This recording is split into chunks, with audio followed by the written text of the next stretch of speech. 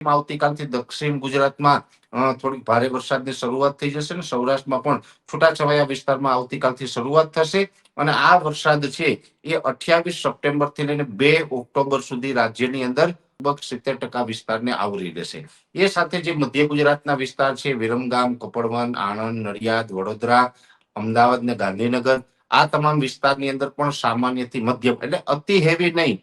પણ અત્યારનો જે એન્ડનો વરસાદ હશે ને એ ક્યાંય ને ક્યાંય મધ્ય ગુજરાતના વિસ્તારના લોકોને પણ ડિસ્ટર્બ ચોક્કસથી કરી જશે એ પ્રકારનો હશે.